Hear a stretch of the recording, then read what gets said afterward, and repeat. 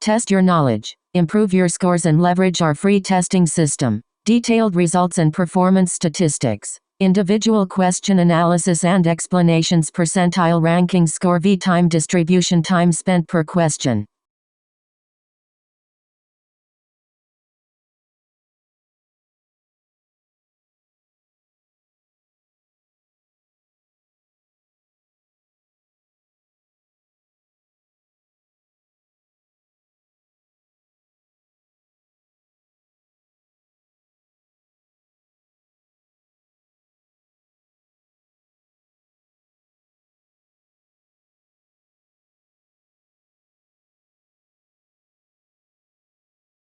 Foreign languages and ESL flashcards. Want to review foreign languages and ESL but don't feel like sitting for a whole test at the moment? Varsity Tutors has you covered with thousands of different foreign languages and ESL flashcards. Our foreign languages and ESL flashcards allow you to practice with as few or as many questions as you like. Get some studying in now with our numerous foreign languages and ESL flashcards.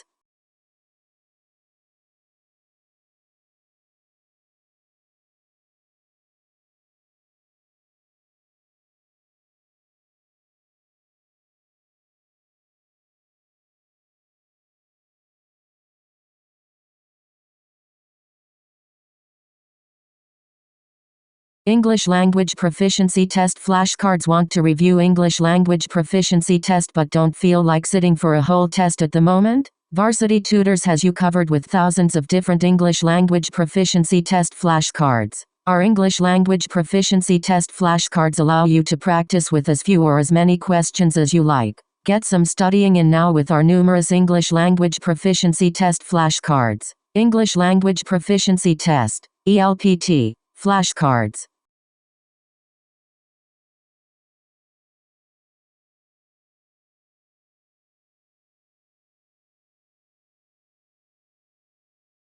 Want to review English language proficiency test but don't feel like sitting for a whole test at the moment? Varsity Tutors has you covered with thousands of different English language proficiency test flashcards. Our English language proficiency test flashcards allow you to practice with as few or as many questions as you like. Get some studying in now with our numerous English language proficiency test flashcards. Flashcards. English language proficiency test 1. Miss Brooke had that kind of beauty which seems to be thrown into relief by poor dress too. Her hand and wrist were so finely formed that she could wear sleeves not less bare of style than those in which the Blessed Virgin appeared to Italian painters.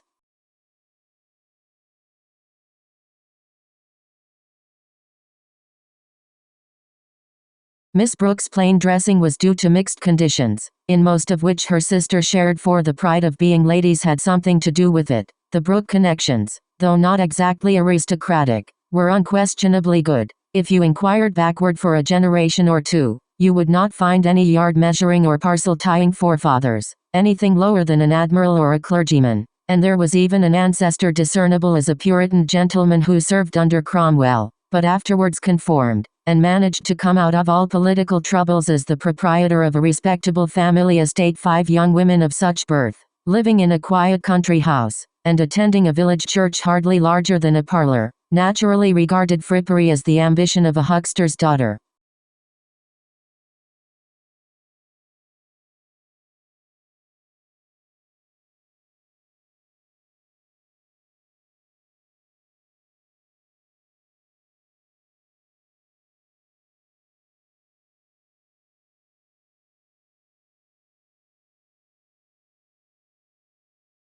Based on the passage, it can be inferred that Cromwell was a correct answer, political figure who fell from power. Explanation: the reference to Cromwell appears in sentence 4 and denotes a historical man, Oliver Cromwell, who was a 17th-century leader of England before being overthrown. Although it's tempting to choose the religious leader options because the Brooke's ancestor is described as a Puritan gentleman, read more closely. This same ancestor, after serving under Cromwell and then conforming or reversing his opinions back to the political majority, managed to come out of all political troubles, not religious troubles. Passage adapted from George Eliot's Middlemarch, 1871.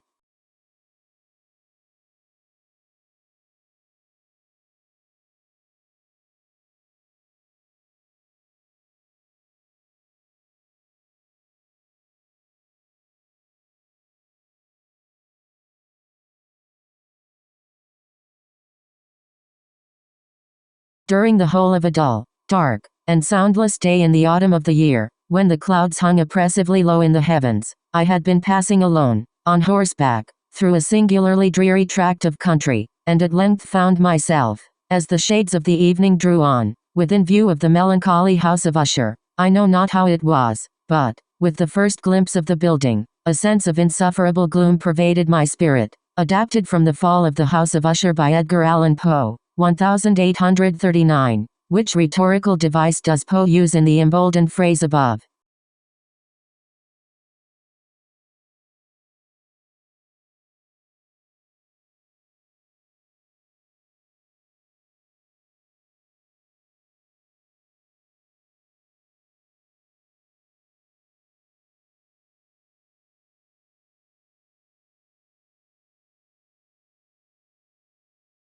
Which rhetorical device does Poe use in the emboldened phrase above? Your answer: onomatopoeia. Correct answer: alliteration. Explanation: the first phrase contains the words during, dull, dark, and day. Alliteration is the repetition of sounds in closely connected words.